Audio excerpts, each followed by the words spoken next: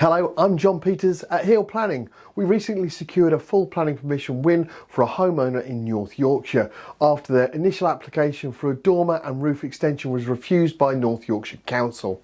The case involved a semi-detached bungalow located in a residential area with a mix of extensions and roof alterations. The homeowner had applied to construct a single-storey rear extension, a hip-to-gable roof conversion and both front and rear dormers to create additional living space.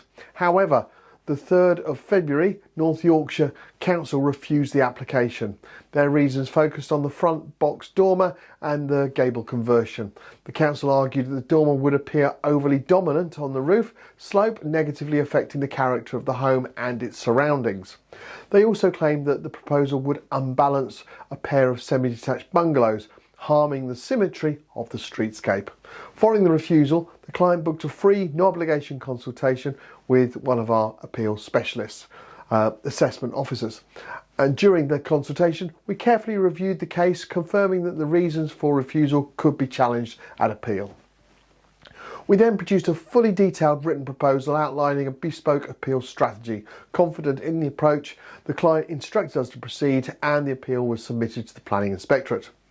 The Planning Inspectorate, the national body responsible for planning appeals in England, visited the site on the 12th of May and issued their decision on the 27th of May.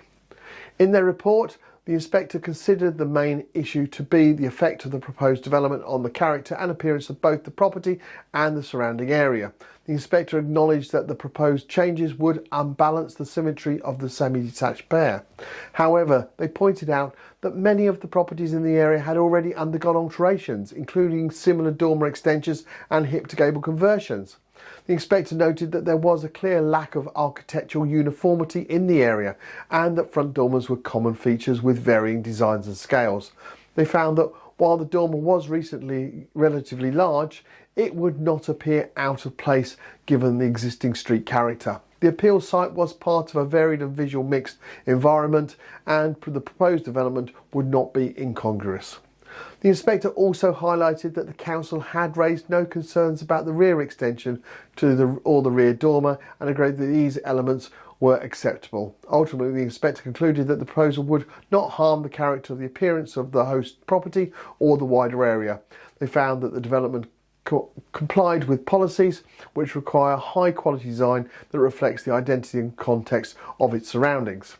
As a result, the inspector allowed the appeal and granted the full planning permission subject to conditions relating to plan accuracy and the use of approved materials. This outcome represents another successful appeal managed by Hill Planning, demonstrates that the right expertise and evidence, subjective and design-based refusals can be overturned, especially in areas where local precedent supports similar developments. If you have recently had a planning application refused, Hill Planning are here to help. We are one of the UK's leading planning appeal specialists. Our experienced team prepares and manages bespoke appeals tailored to your specific situation, taking into account local and national planning policy, as well as relevant precedent. To get started with a free planning appeal assessment, contact our UK support team today by completing our online inquiry form at www.planningappealsuk.com. Thank you for watching this planning appeal case study video. I look forward to producing the next case study video very soon. Bye for now.